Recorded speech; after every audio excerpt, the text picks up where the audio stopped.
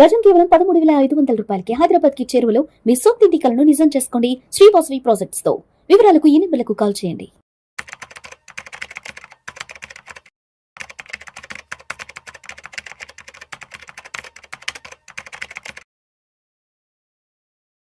నమస్తే, welcome to Vishnu talks. నేను విష్ణు. ప్రస్తుతంతో పాటు సీనియర్ ఫినాన్స్ ప్రొఫెషనల్ గిరిబాబు గారు ఉన్నారు. సార్తో మాట్లాడదాం. గిరిబాబు గారు నమస్తే సార్. నమస్తే అండి. Welcome to Vishnu talks. Thank you so much for being with Vishnu talks. Thank you అండి. నేను ఎప్పుడు పిలిచినా కూడా మీరు వెంటనే మీరు సమయం ఇచ్చి విష్ణు టాక్స్కి వచ్చి సుమన్ టీవీ ఆడియన్స్కి ఎప్పటికప్పుడు ఒక మంచి ఎడ్యుకేటివ్, ఒక ఇన్ఫర్మేటివ్ కంటెంట్ని ఎప్పటికప్పుడు మీరు కన్వే చేస్తుంటారు. Thank you so much Giribabu. నేను కూడా ఎప్పటికప్పుడు కొత్త కంటెంట్ క్రియేట్ చేసి మన ప్రేక్షకులకు అందిద్దామని ఆహర్నిశలు కష్టపడుతూ ఉంటాం. Thank you sir. Thank you. So అయితే గిరిబాబు గారు, అప్పుడప్పుడు ఈ సోషల్ మీడియాలో, ఇన్స్టాగ్రామ్, ఫేస్బుక్ వాటిల్లో ఈ ఫైనాన్స్కి సంబంధించి కొన్ని మంచి మంచి ఆర్టికల్స్, ఇవి మంచి మంచి కొటేషన్స్ వస్తుంటాయి సార్. చాలా అట్రాక్టివ్గా ఉంటాయి. ఇవాళ ఒక కొటేషన్ లాంటివి చూశాను. Assets that make you rich while you sleep అంటే మీరు నిద్రపోతున్నా సరే మిమ్మల్ని ధనవంతుల్నిగా చేసే కొన్ని ఆస్తులు ఇవంటూ కూడా ఆర్టికల్ ఇచ్చారు.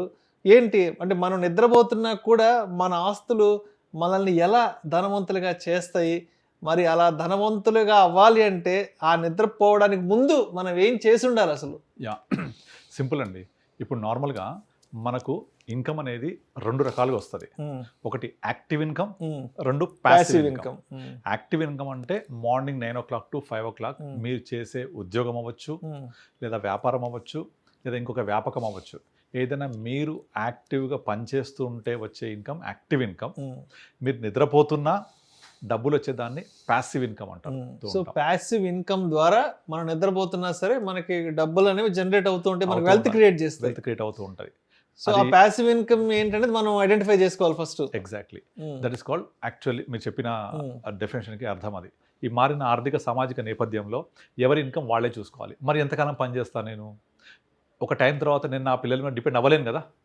అప్పుడు నాకు అంటే నేను, నా భార్య ఇద్దరే, నా పిల్లలకు మంచి చదువు చెప్పించి వాళ్ళు సెటిల్ అయిపోతే మా ఇద్దరికి ఎవరు ఇన్కమ్ ఇవ్వాలి? నేను 80 దాకా పని చేయలేను కదా. నాకు డబ్బులు కావాలంటే దీన్ని ప్యాసివ్ ఇన్కమ్ అంటారు. ఆ ప్యాసివ్ ఇన్కమ్ ఎలా జనరేట్ చేసుకోవాలో కొన్ని మార్గాలు చెప్తున్నారు. అందులో ఫస్ట్ వచ్చేసి, మళ్ళీ మన చిన్నప్పుడు ఏం చెప్పేవాళ్ళు, 2 ఇళ్ళు ఉండాలి. ఒక ఇల్లు వచ్చేసి ఉండడానికి, ఒక ఇల్లు వచ్చేసి మనకు మంత్లీ రెంటల్ ఇన్కమ్ ఇవ్వడానికి. ఇది చాలా మంచి కాన్సెప్టే. కానీ ఒకప్పుడు ఆ ఇంటి యొక్క విలువ 10 లక్షలు ఉంటే 5,000 6,000 కిరాయి వచ్చేది. ఇవాళ ఇల్లు విలువ ₹1 కోటి 2 కోట్లు అయిపోయినాయి. కానీ కిరాయి 20,000 30,000 నుంచి రాదు. ఈవెన్ 3 కోట్లు ఉంటే తప్ప 40,000 రాదు. మీరు percentage of value and percentage of అది మన ఇన్కమ్ జనరేషన్ చూసుకుంటే గట్టిగా 30 పైసలు 40 పైసలు మించి కూడా ఇంట్రెస్ట్ రాదు. కమర్షియల్ వెళ్తే కూడా, కమర్షియల్ బిల్డింగ్లోకి వెళ్తే కూడా 60 పైసలు 50 పైసలు మించి రాదు. ఇది ఇన్కమ్. దెన్ దీనిపై అంటే ఫస్ట్ ఇలా ప్యాసివ్ ఇన్కమ్ తీసుకోవాలని మన పెద్దవాళ్ళు 2 ఇళ్ళు కొనుక్కోండి, ఒకటి ఉండండి, ఒకటి కిరాయికి ఇవ్వండి, దట్స్ ప్యాసివ్ ఇన్కమ్.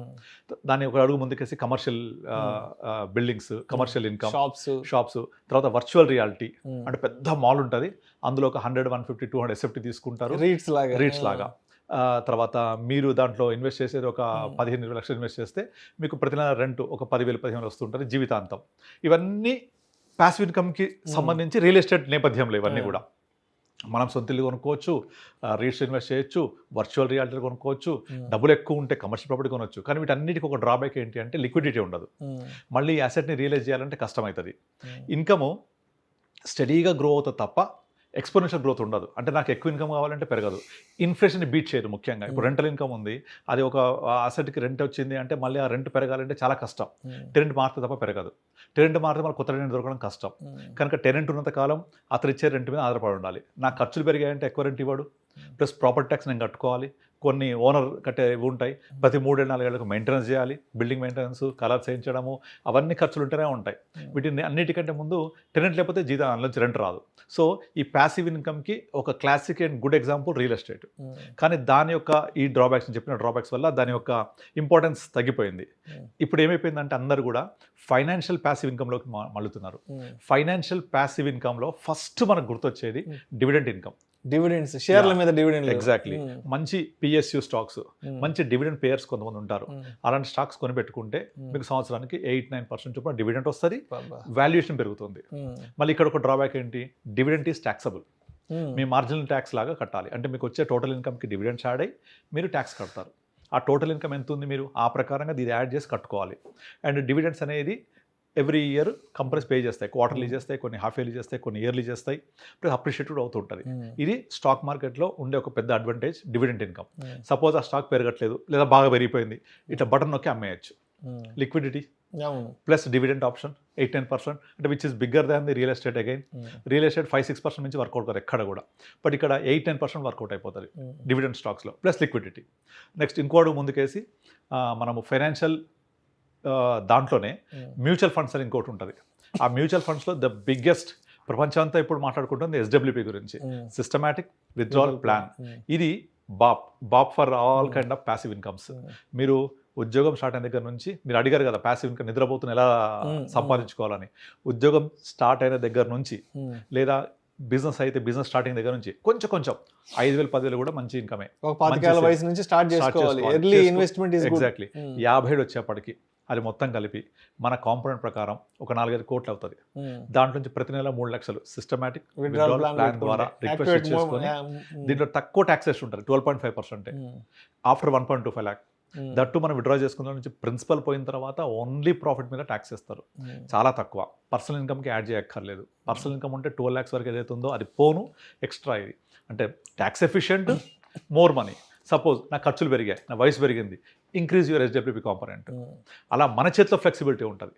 పెంచుకోవచ్చు, తగ్గించుకోవచ్చు, ఒక 3 నెలలు అక్కర్లేదు ఆపవచ్చు, ఇంకా ఇంక్రీజ్ చేసుకోవచ్చు, లేదా కొంత అసలు నుంచి తీసుకోవచ్చు, లెస్ ట్యాక్సేషన్, అన్ని విధాలు తీసుకుంటే సిస్టమేటికల్లీ విత్డ్రా చేసుకోవడానికి చాలా మంచి ప్లానింగ్లా చేసుకోవచ్చు. అంటే ప్యాసివ్ ఇన్కమ్ రియల్ ఎస్టేట్ నుంచి మనం ఇప్పుడు ఫైనాన్షియల్ అసెట్స్లోకి మూవ్ అయినప్పుడు డివిడెంట్ ఇన్కమ్ ఎలా వాళ్ళు పే చేస్తే మనకు వస్తుంది. సిస్టమేటిక్ విత్డ్రావల్ ప్లాన్ అనేది మనము రిక్వెస్ట్ ఇచ్చుకొని తీసుకునేది. ఇది ఒక బెస్ట్ ఆప్షన్. ఇంకొక ఆప్షన్ రాయల్టీ. అందరి వల్ల కాకపోవచ్చు. ఇది కొన్ని బుక్స్ రాసిస్తారు, రాసి ఆ బుక్స్ ని సేల్ పెడతారు. మనం జీవితాంతకాలం ఆ బుక్స్ కాలం వస్తూనే ఉంటుంది. Good royalty. తర్వాత కొన్ని రకాల ఇంటెలెక్చువల్ ప్రాపర్టీ రైట్స్ ఉంటాయి. ఆ ఇంటెలెక్చువల్ ప్రాపర్టీ రైట్స్ అంటే ఐపీ రైట్స్ అంటుంది. మనకి ఏదైతే ఒక స్కిల్ ఉంది ఆ స్కిల్ని రిజిస్టర్ చేసుకుంటే మన స్కిల్ ఎవరైనా యూజ్ చేసినా, ఇప్పుడు ఇళయరాజా పాటలు ఉన్నాయి, ఎవరైనా ఆ పాటలు వాడాలంటే ఆయనకు రాయల్టీ పే చేస్తేనే వాడడానికి అవకాశం ఇస్తాడు. లేదంటే ఆయన పాటలు వాడుకుంటే కోర్టులో కేసు ఇస్తాడు. అంతే కదా, ఎవరైనా అంతే రైట్ ఉంటుంది. అంతే కాపీ రైట్స్ అంటారు. అలాంటివి లైఫ్ లాంగ్ డబ్బులు ఇస్తానే ఉంటాయి. కానీ అందరికీ ఆ స్కిల్ ఉండకపోవచ్చు. కనుక అందరికీ అలాంటి స్కిల్ ఉంటే అది కూడా బెనిఫిట్ అవుతుంది. లేదా కొంతమంది స్టాక్ మార్కెట్లో మ్యూచువల్ ఫండ్ ఇన్వెస్ట్ చేసి వెయిట్ చేస్తూ ఉంటారు. As and when they want money they will withdraw. Systematically withdraw చేస్తే మార్కెట్ ఎలా ఉన్నా సరే ఆ పలానా రోజు విత్డ్రా నాకు వస్తుంది. అట్లా వద్దు, నేను పెంచుకుంటూ పోతాను, అవసరమైనప్పుడు తీసుకుంటూ ఉంటా.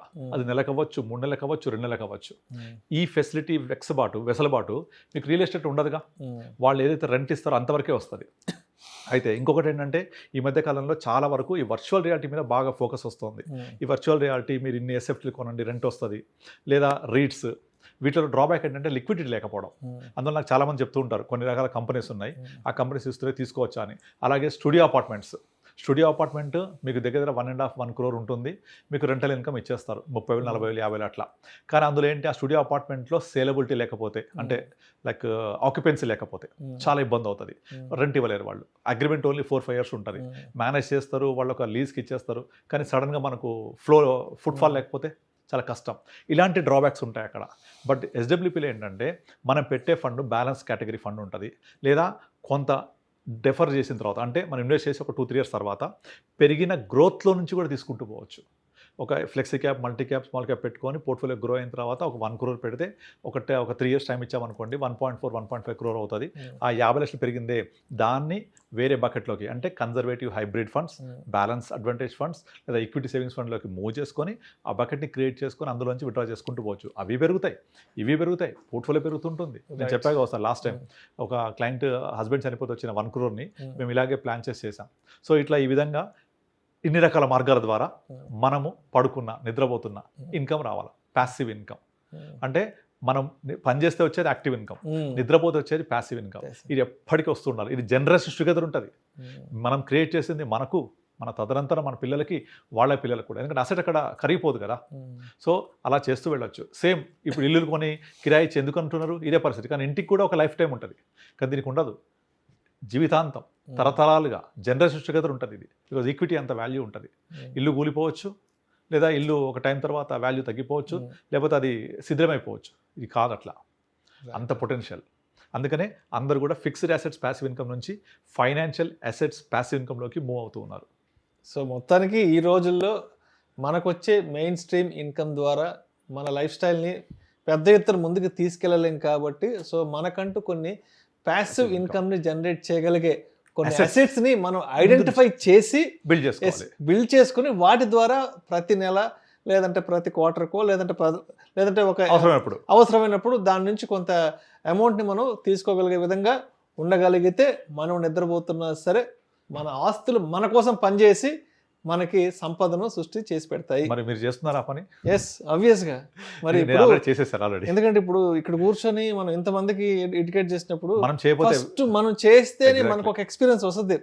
మనకు వచ్చిన రియల్ టైం ఎక్స్పీరియన్స్ లో నుంచే మనం అంటే మనకు కూడా దాంట్లో కొన్ని సందేహాలు, డౌట్స్ వస్తాయి కాబట్టి అవి మీలాంటి ఎక్స్పర్ట్స్ ద్వారా అడిగి వాటికి సమాధానంగా మనం నేను ఆల్రెడీ చేశాను.